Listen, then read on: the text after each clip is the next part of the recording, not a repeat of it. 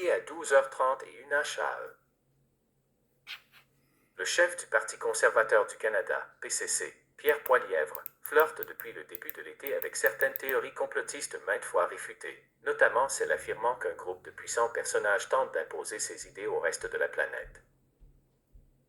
Par exemple, M. Poilievre a constamment promis, lors de nombreux rassemblements de son parti, qu'aucun de ses futurs ministres n'ira participer aux rencontres du Forum économique mondial, FEM, s'il devient chef du gouvernement. Il est grand temps que nous rejetions les élites mondialistes de Davos et que nous ramenions le bon sens des gens ordinaires, pouvait-on lire dans un courriel de collecte de fonds, samedi. C'est, selon certains experts, un autre signe que certaines théories du complot passent des marges d'Internet à la pensée dominante, à mesure que la méfiance des citoyens envers le gouvernement augmente.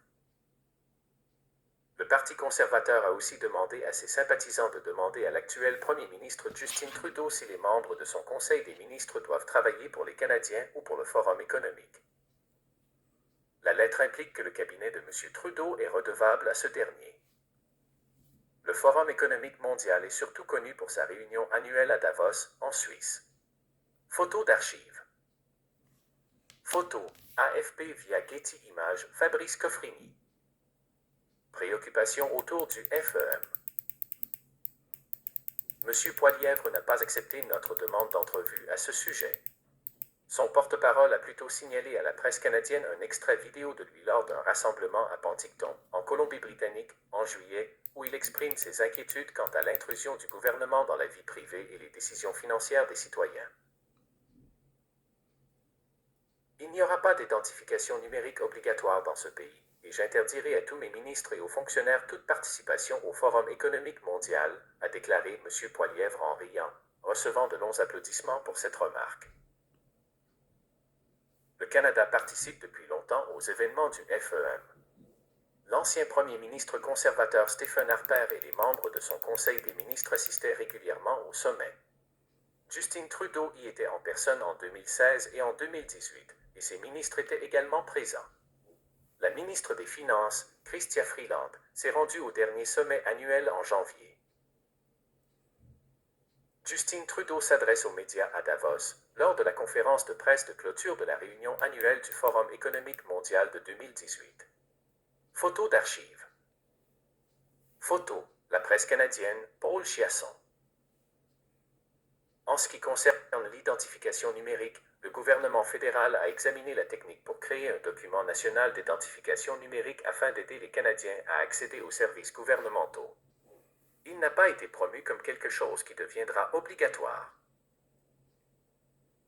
L'hiver dernier, une théorie du complot circulant sur les réseaux sociaux suggérait que M. Trudeau allait obliger les provinces à se connecter à des systèmes d'identification numérique pour leurs résidents pour obtenir des milliards de nouveaux fonds pour les soins de santé. Ces affirmations ont par ailleurs été réfutées. Stratégie politique. Dwayne Bratt, professeur de sciences politiques à l'Université Mount-Royal, en Alberta, rappelle que les théories du complot existent depuis fort longtemps. Toutefois, elles sont rarement poussées de l'avant par quelqu'un qui aspire réellement à devenir Premier ministre un jour.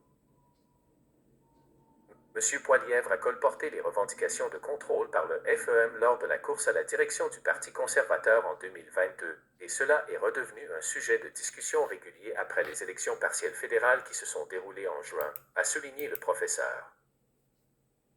Selon Dwayne Bratt, professeur de sciences politiques à l'Université Mount-Royal, en Alberta, M. Poilievre tente de ramener au bercail des électeurs qui votent pour le Parti populaire du Canada.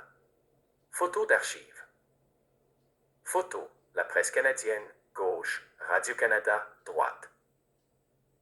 Dans la circonscription de Portage-Lisgar, les conservateurs cherchaient à contrer le Parti populaire du Canada, PPC, et son chef Maxime Bernier, qui s'y présentait. Des conservateurs l'ont attaqué pour avoir assisté au sommet de Davos lorsqu'il était ministre des Affaires étrangères sous le gouvernement Harper, en 2008. Selon M. Bratt, M. Poilievre tente de ramener au bercail des électeurs qui votent pour le Parti populaire du Canada. La question est de savoir s'il y croit vraiment ou s'il se contente de flatter les gens. Va-t-il changer d'idée à nouveau s'il devient Premier ministre? Dwayne Bratt, professeur de sciences politiques à l'Université Mount-Royal, en Alberta. Kausser Ahmed, professeur de sciences politiques à l'Université de Winnipeg et expert sur les théories du complot, mentionne que le nombre de théories du complot et leur adhésion par la population ont commencé à augmenter après l'élection présidentielle de 2016 aux États-Unis, aidée par les médias sociaux et les applications de messagerie cryptée. Il souligne que la popularité des théories complotistes concernant le contrôle de l'État s'est accrue au cours de la pandémie de COVID-19. À ce moment-là, quelles que soient les décisions prises par le gouvernement, il a été expliqué à une partie des citoyens, conformément aux théories du complot, que le gouvernement les contrôlait. Le gouvernement leur a demandé de se faire vacciner, de ne pas sortir et ainsi de suite, détaille M. Ahmed. L'influence populiste. C'est un sentiment que les politiciens ont appris à comprendre, et M. Bratt pense que beaucoup de personnes ne sont pas disposées à rejeter un politicien simplement parce qu'il colporte de fausses déclarations ou des complots.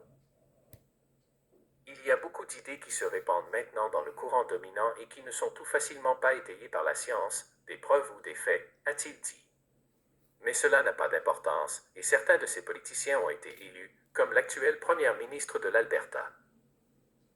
La première ministre du Parti conservateur uni, Danielle Smith, a déclaré qu'elle était d'accord avec M. Poilievre et qu'elle n'aurait rien à voir avec le Forum économique mondial. Danielle Smith lors de sa réélection comme première ministre de l'Alberta le 29 mai 2023. Photo d'archives. Photo, Radio-Canada, Jocelyn Boissonneau. Le populisme a poussé les politiciens à alimenter les théories du complot parce qu'ils ont besoin de votes, et la peur est un grand facteur de motivation, a expliqué M. Ahmed. Ils sont moins intéressés par le colportage de votes sur la base de leurs antécédents. Il est très facile de faire comprendre aux gens que quelque chose est une menace. Par exemple, leur identité, leur gagne-pain, leurs valeurs religieuses. Kausser Ahmed, professeur de sciences politiques à l'Université de Winnipeg et expert sur les théories du complot. M. Ahmed ajoute que cela affecte notre démocratie puisqu'on oppose désormais les groupes les uns aux autres, on crée des soupçons et on porte atteinte à la sécurité nationale en diffusant de la désinformation. Il y a un an, Pierre Poilievre dénonçait publiquement certaines théories du complot, par exemple celle du grand remplacement, alors qu'il était encore candidat à la chefferie du PCC. Il décrivait d'ailleurs cette théorie comme étant dégoûtante et incitant à la haine. À lire aussi. Une campagne publicitaire pour redorer l'image de Pierre Poilievre. Le conservateur Pierre Poilievre dénonce la théorie du grand remplacement. Pierre Poilievre pourfend les objectifs d'immigration des libéraux. Commentaire 260. Vous souhaitez signaler une erreur, écrivez-nous.